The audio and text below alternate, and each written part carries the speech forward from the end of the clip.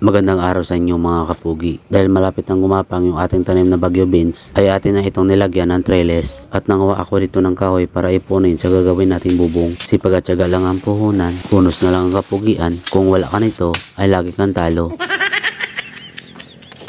Araw-araw na lang umulan dito sa Sorsogon mga kapugi. Kaya yung ibang mga tanim natin dito sa itaas ng bundok ay hindi na gaanong umasinso. Katulad itong bagyo beans na aking tinanim na karaan ay nangangayayat na dahil sa panay na pag-ulan. At nagsisimulan na rin umusbong ang mga talbos nito. Kaya binungkal ko muna ang palibot ng ating tanim para matabunan yung mga naglalabasan ng mga ugat dahil sa patak ng ulan na tumatama sa lupa. Dahil sa bagong taon na ay marami tayong planong gagawin dito sa itaas ng bundok. Hindi lang sa pagtatanim kundi ayusin din natin yung ating lutuan sa labas ng ating kubo. Pero bago natin asikasuhin yun, ay gawan muna natin ng trellis itong ating tanim na bagyo beans. Ang kawayan na aking kinuha dito ay ginamit pa namin ito nung nakaraang buwan pa, nung pagtanim pa ng aking biyanan ng ampalaya. Kaya medyo tuyo na ito at marupok na. Pero pinipili ko pa rin dito yung mga matitibay pa dahil sa malambot dito ang lupa. Kaya mabilis ko lang nabaon itong kawayan. At sa naging sagabal na itong dahon ng niyog, kaya atin na itong inalis yung dulo. At habang nag-aasikaso ako dito ng aking tanim, ay bigla na namang bumuhos itong ulan. Kaya tinapos ko lang muna sa pagbaon dito ang isang kawayan para makapagsilong na muna tayo at nang hindi mabasa itong si Kalbo. Maganda sana kapag umuulan dahil nangdidiligan itong ating mga taniman. Kaso kapag araw-araw naman ay nakakapinsala na sa halaman at nung tumila na ng bahagya itong ulan ay pinapatuloy ko na ang paglagay ko ng kawayan. Habang naglalagay ako dito ay unti-unti namang lumiliwanag itong kalangitan. Akala ko ay tuloy-tuloy na ang paglabas na itong haring araw. Kaso biglang makulimlim na naman at habang nagsisit up ako dito ng aking kamera, nadaanan ko dito yung aming tanim na kamuting kahoy na nakalabas na sa lupa at kinain na ng daga. Di ko alam kung daga talaga o ibon ang tumira. Pagkatapos kung maglagay ng kawayan dito sa ating taniman ay nilagyan ko kaagad ito ng tali para sa kanyang gagapangan. Medyo nabigatan na rin ako dito sa buta na aking suot dahil sa mga putik dito na nakabalot. Marami akong papipilian dito kung paano ko gawin ang paggawa ng trellis. Kaso ito yung aking naisipan dahil sa mga materialis na nakatambay lang naman. Nakapag-spray ako dito nang wala sa oras dahil nag-spray ang aking biyanan sa kanyang taniman at nung may sobra pa itong laman kaya sinabay ko na itong aking tanim na bagyo beans. Pagkatapos ay pinagpatuloy ko dito ang paglagay ko ng tali. Balik po tayo doon sa materialis na nakatambay lang naman at tinutukoy ko dito yung tali at ang kawayan. Di na sana namin ito gagamitin dahil sa marupok na ito at madali na masira. Sabi ng aking biyanan ay ipanggatong na lang sana ito at ang mga tali na ginamit namin nakaraan ay nagkabuhol-buhol na. Ang ginawa ko ay pinutol ko ito at tinugtong-dugtong na lang. Tapos itong kawayan ay pinili ko yung mga matibay pa ang katawan. Ang paggawa ko dito ng trellis ay parang screen na malaki lang ang butas para hindi magastos sa tali. Nasakto lang na makakagapang itong ating tanim na bagyo beans. Medyo mabusisi ito kaya natagalan ako sa paglagay at mataas na rin itong sikat ng araw kaya medyo malensangan itong ating paligid. Sa paghanap ko ng mapwestuhan itong ating kamera ay meron ako nakitang kabuting tumubo sa lupa. Tanong lang po mga kapugi, kinakain po ba ito? Dahil merong mga kabuting nakakalason at meron namang hindi. Dahil hindi tayo eksperto dito kaya tinanong ko ito sa inyo kasi kung pwede itong kainin ay maghahanap tayo nito at ating lulutuin dahil marami akong nakikita dito sa itaas ng bundok mga kapugi. Dinadaanan ko lang ito at hindi pinapansin dahil sa wala akong idea kung ito ba ay kinakain.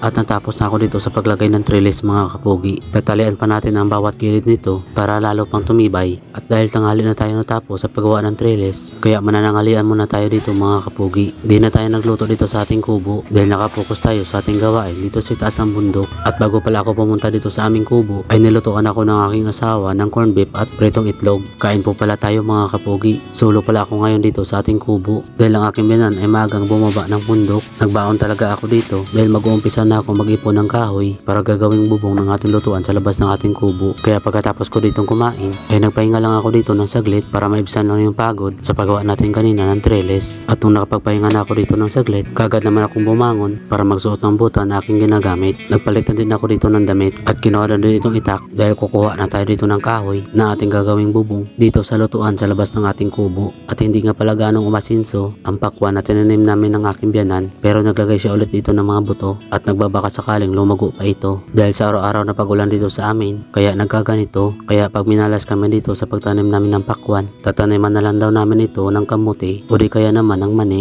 Maraming papipilian sa pagtatanim. Ang problema nga lang yung panahon na nilalaan natin at nagsimulan na ako dito maghanap ng kahoy. Hindi naman kalayuan ito dito sa aming kubo at pinipili ko ditong kahoy yung mga matitibay na pangmatagalan at medyo tuwid ang katawan para kapag iyong ipinako ay maganda namang tingnan. At nung unang salta ko pa lang dito at nangwa kami ni Bina ng ganito, kahit anong kahoy ay kinukuha ko basta tuwid ang katawan. Tapos nung nakita niya ay kagad niya naman akong tinawanan. Sabi niya mabilis daw mabulok itong aking mga nakuha. Isang taon pa lang daw ay masisira na kagad yung kubo kong nagawa. Kaya sa tagal kong pagsama sa aking biyanan ay marami akong natututunan at ngayon alam ko na kung anong mga klaseng kahoy ang pwede kong kuhaan na gagawing kubo o kung ano pa man. Ang problema ay mahina ako sa pagmimemorize ng mga pangalan. Ang nakakabisado ko lang yung mga kahoy na aking nakikita pero hindi ko alam ang pangalan pero lagi namin itong kinukuha.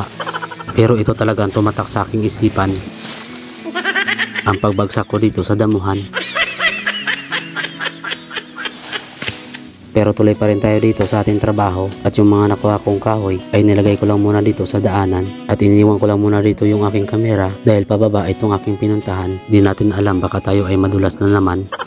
At nilagay ko lang ulit ito sa daanan dahil malakita pa ako dito na hindi kalayuan at nagdahan-dahan lang ako dito at tiningnan ang kapaligiran. Baka may ahas tayong maapakan nang hindi natin inaasahan. Dito lang naman ako kumukuha ng kahoy sa pinagkakangutan nila ng niyog at dahan-dahan lang tayo dito at baka may dadapong bubuyog.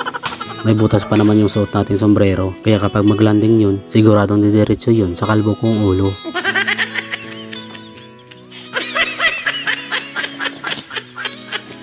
Pagdating ko dito sa itaas ay binuhat ko na din yung isa kong nakuha para ipunin lahat doon sa daanan. At habang may binubuhat ako dito ay nagtingin-tingin pa ako sa paligid baka mayroon pa akong makita at kumuha na ako dito ng pantali para maidala na natin ito sa ating kubo. At sa unahan lang ako naglagay ng tali dahil malapit lang naman yung ating pagdadalhan. Nagmamadali na ako ditong bumalik sa ating kubo dahil dumidilim na naman itong kalangitan at baka maabutan tayo dito ng ulan. Kaya hanggang dito na lang muna ang aking video mga kapugi. Abangan nyo na lang po ang sunod kong upload nito. Sa mga nakaabot sa dulo ng aking video, maraming salamat at God bless sa inyo lahat.